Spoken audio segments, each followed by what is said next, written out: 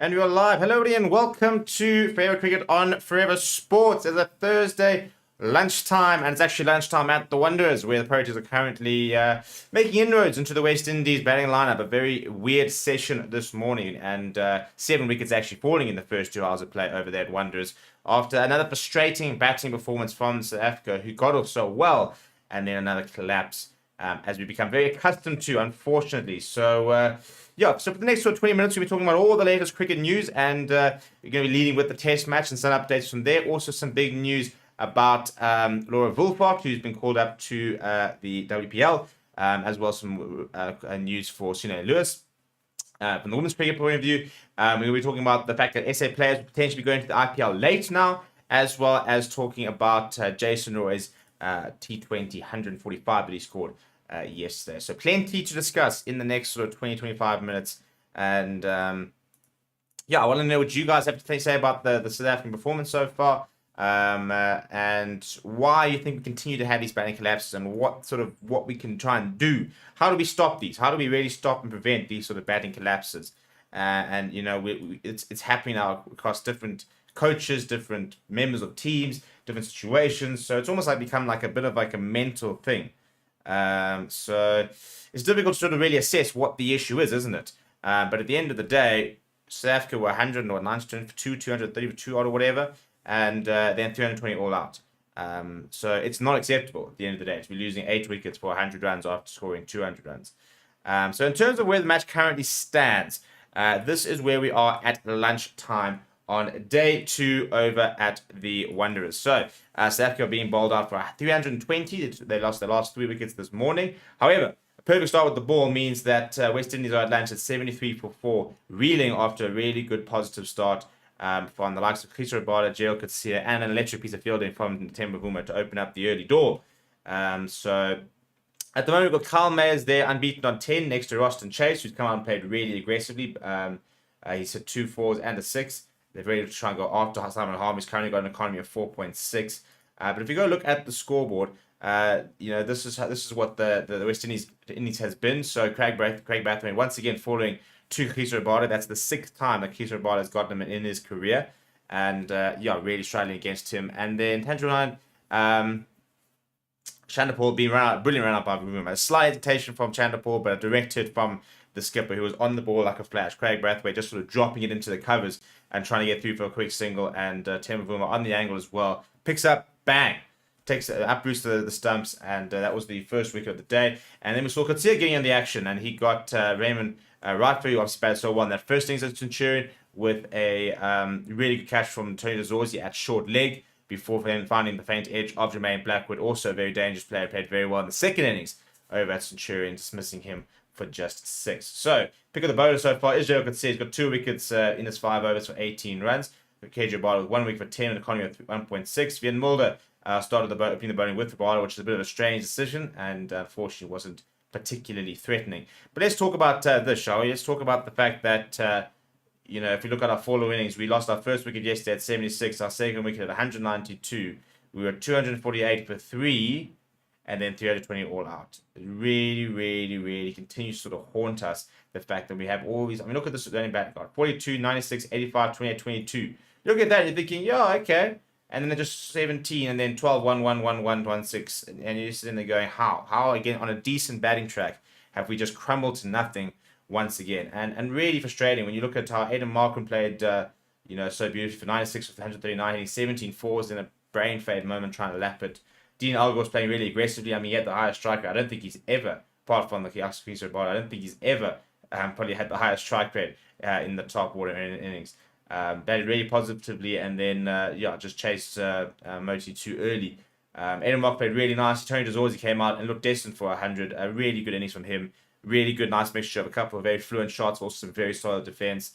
Temba Bavuma looked pretty positive as well, a couple of nice shots, and then just leaving a ball that sort of stayed on straight from Jason Holder. Frustrating as well, because again, look, the frustrating thing is, I think if you look at Aidan Markham and Temba Bavuma, for example, they got themselves out. They didn't look like they were going to go out. Tony Dezorzi missing one that then went on to crash, off stump. Whereas I think Temba Bavuma and Aidan Markham almost created their wickets. Temba just leaving one which he should have played, and at the end of the day, I think he gets front foot forward and he blocks it, he keeps it out. So those two are sort of quite annoying because they sort of got themselves out. Dean Elgar as well, maybe being a little bit too aggressive. Tony DeZorzi missed one. Ryan Rickerton as well, trying to force the issue.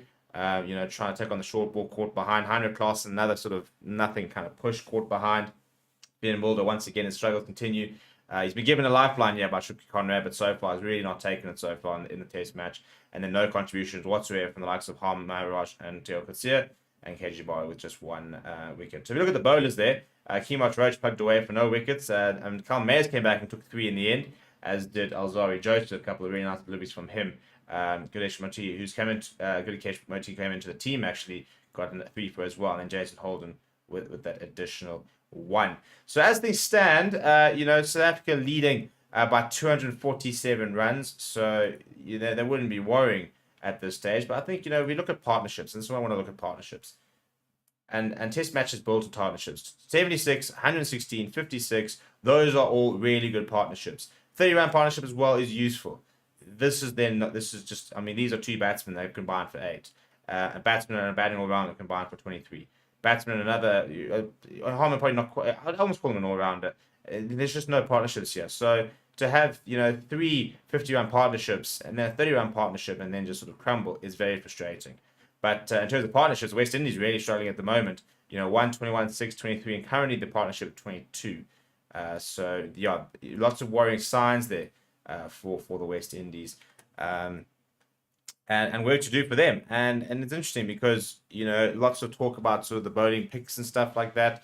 Jael Katsir has been very good. I think they've really missed Marco Jansen already, and there's a lot of controversy by the fact that he was left out and was being rested apparently, according to Shukri Conrad. And a lot of people are saying, well, why does he need a rest?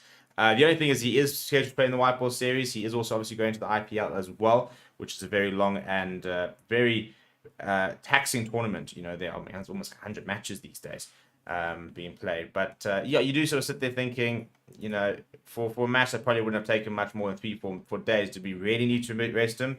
But at the end of the day, I think it's also a lot about finding, testing people out and seeing how people are playing, and giving a couple of players a chance. At the end of the day, the next time we play a test match is in December.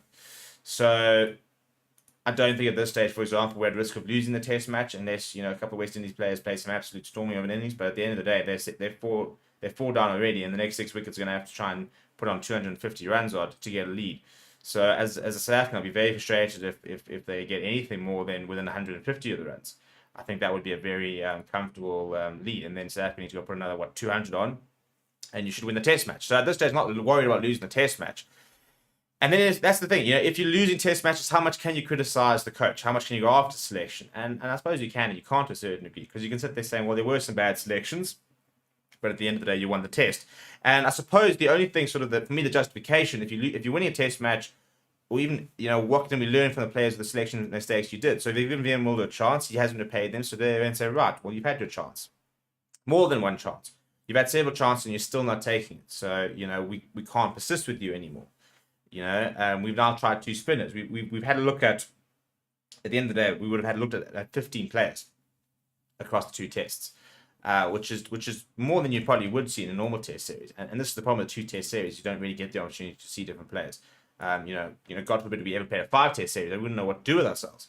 But I think, we have given us opportunities. I think, what we've learned so far is Aiden Markham is still got very much a future at the top of the order.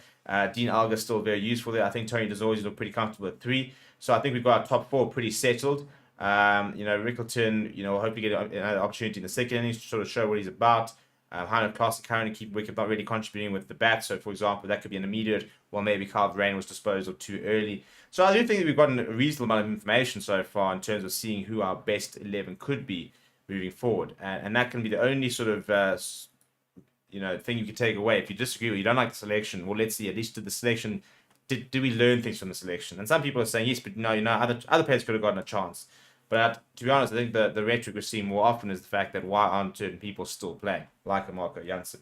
And I think now we know, right? Well, Marco Jansen's our he needs to be at number 8. I still think number 7 is one too high. I think he will score quite a lot of runs, and I think he'll grow into a number 7. But having him at number 8 just puts me at so much ease, even though at the moment we're really trying to find number 7 that can actually score some runs. But yeah, in terms of other news, some pretty big news is that the Proteas players will not be going over to India for the start of the IPL. In fact, they will be joining up with the IPL 4 days late. Now, this is so that the Proteas players can play in that one-day series against the Netherlands. And the reason why that one-day series is so important is because we need to win the series in order to gain automatic qualification for the 2023 World Cup, which at one stage we didn't think was really a thing. I think we sort of, I think a lot of us almost sort of come to terms with the fact that we were going to be playing in the qualifiers. However, other results have played in our favour, and at the end of the day, it's a good Netherlands side. You can't deny it. It's a good Netherlands side. It's a struggling South African one-day side. So it's really good because the likes of a Heinrich Klaassen, Marco Jansen, Lungi Ngidi, Tristan Stubbs, David Miller, Quinton de Kock, Chris Obada, Anurag Nokia. They are all players who, are playing in the IPL, and those are all players who probably would start if we were to play a World Cup final tomorrow, in the one-day format. So we made a big call by giving up that Australian series, which almost sort of took us out of the race to potentially qualify. But given the fact that we've now got the opportunity to get into the top 8. And get that automatic qualification, apparently CSA's chief executive, Paletsi Maseki, basically told the BSCCI that they will not be coming over, that they will be playing for South Africa. And if that's true, I think it's really good news. And I think that, once again, you wonder how much does this relationship that we've developed with the BCCI, with the SA20, that's probably played a part as well. You could sit there saying we've probably got a little bit more leverage in terms of, listen, you guys are going to get them a couple of days late, sorry. And maybe a year ago, we wouldn't have had that. So I think, again, we've seen a little bit about, once again, the SA20, I think, coming in a little bit clutch there and helping out. But the main thing is to make sure we just go and whitewash the Netherlands, get ourselves into that World Cup. Then they can go play IPL. We can switch off, and then come sort of, June, July, when we resume, it is all full steam ahead and trying to see what we can do in this World Cup. And at the end of the day, we're not going to go in as favourites. We're not going to go, I think, even as a team destined to make the semi-finals. But maybe that's exactly what we need. Maybe for once we need to go into a World Cup with no pressure, with no expectation, and we're going to just see what happens. Because what's the worst that can happen? We don't win it. Well, we've never won it. So, and we've got this tag of not being able to win it and never being able to win it. So maybe going into a World Cup with no expectations might actually be the best thing we can. And maybe, surprises are, upsets. There's cool sporting stories out there. Maybe we can actually become one. So that's the situation with the Proteas players and the IPL. It will start on the 31st of March. However, they will only join their teams on the 3rd of April. But yeah, some other pretty cool South African news is that Laura Wolfhard has been called up by the Gujarat Giants as a replacement for Beth Mooney in the Women's Premier League happening over in India. Now, first of all, I've got no idea how they could even begin to have not signed her. Everybody's sort of saying, oh, well, strike great, look at her. But at the end of the day, I think Laura Wolfhard's, top 10 best batsman in the world. And we saw that in the T20 World Cup, especially towards the back end of the tournament, how destructive she can be. Yes, she's not necessarily a power hitter. She's far more orthodox in the way she plays the game. But she knows how to score runs. And at the end of the day, runs are currency in T20 cricket. So, yeah, very cool to see that she's gone over. Obviously, Donna van Niekerk, Chloe Trion, Marizan Kopp, as well as Shabneen Ismail, all four of the South African side players already over there. So Laura Wolfhard was the big sort of how kind of she missing, but she will get an opportunity, which is really cool to see. So hopefully she will go over there and she'll earn a bit of money and put some good performance as well. The big thing is she was actually in the she was supposed to play in Women's League, which she was playing in Women's League exhibition matches over there in Pakistan, and so she's actually she had to be released from them. She only played one game there, where she scored 53 from 36 balls. So probably also another contributing factor being called up. But the good news about her leaving the Superwoman is that Lewis has been called into her replacement, the South African T20 and only acting captain. I don't know if she's still kind of acting captain. I mean, Donna van Niekerk doesn't seem to be making a return too soon. So yeah, our current captain at the moment, the one who led us to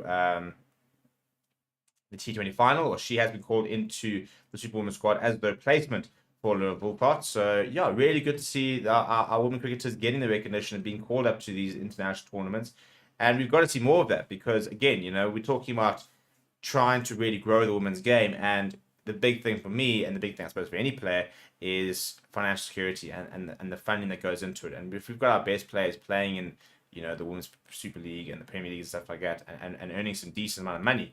I mean, for example, the player that Laura Vulpart has replaced, she was bought for $244,000, So that's not what Laura Vulpart will earn, I'm sure, but she'll still earn quite a lot of money, probably far more than a Proteas contract, for example. And we need to see more of that because that's going to grow our game as well. And more to the point, as I said, we now got half our international team playing in amongst the best players in the world, and really good to see them playing in a Women's Premier League and then the 100 and playing in the WBBL. So it's really, really positive, and hopefully they continue to sort of grow. And I think the success that we saw in the World Cup is going to be a major catalyst for women's cricket in this country, and we can't afford to take the foot off the pedal. We've got to make sure that we're going flat out trying to grow this game, trying to ensure that that final doesn't become an anomaly. That final becomes a catalyst for us winning a World Cup. Because why not? We were one perfect game away from lifting a trophy. It's closer than the men have ever gotten. So who knows? Now I think it's a genuine race between who's going to win a World Cup between our women's side and our men's side, because there's only a matter of time before one of them will eventually win it. And the nice thing is we're now sitting there going, well, we don't actually know which one it'll be. But hopefully we will see a World Cup eventually, which is really cool because, at the end of the day, we really need one.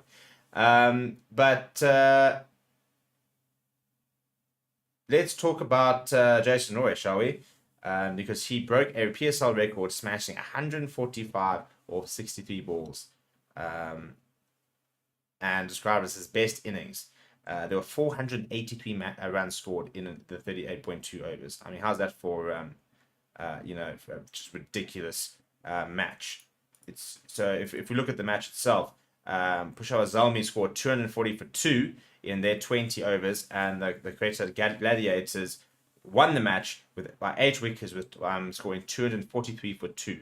Baba Zam in the first innings scoring 115 off 65, and then the second innings all being led by Jason Roy, 145 off 63. And ably supported by Alex Martin Guptill, who added a 21 off 8, Will Smith 26 of 22, and Mohammad Hafiz, who scored 41 of 18, a strike rate of 227. There's some really good action happening over there in the PSL. Dwayne Torres is actually involved in that game. He took 1 wicket for 40 runs in his 4 overs for the Gladiators, so on the winning side there. So yeah, I mean, it would have probably been quite close to batting in coming in, and given the fact the run chase was there, and he is a bit of a power hitter, but not getting opportunity with the bat. But not doing, in the grand scheme of things, if you look at the economies, it was 9.75, 15.6, 14.25, 12, 10, and 10. So not the worst economy out of all of them, and getting the only wicket that came off the bowlers. A run out was the other wicket. So yeah, I mean, Victoria is doing a bit of things there. But that doesn't really matter from a Proteas perspective because he has retired from international cricket, which is very frustrating because I do think he still had a lot to give to the Proteas from an international cricketing perspective. But that's pretty much it from the news point of view. As I said, we should have play back at the Wanderers as the Proteas look to try and limit the West Indies to as little as possible and try and win that second match and whitewash the West Indies at the Wanderers. We did pick 2 spinners for a pitch which does seem to be turning, and yet when the seamers were bowling, they seem to be coming on quite nicely, pretty decent bounce, well, not too much in variable bounce either. So very interested to see how that pitch will start to play in the next couple of days. But yeah, please do smash like on the video. Please do subscribe to the channel as well. Thank you very much for watching. My name is Steven, and I'll chat to you soon.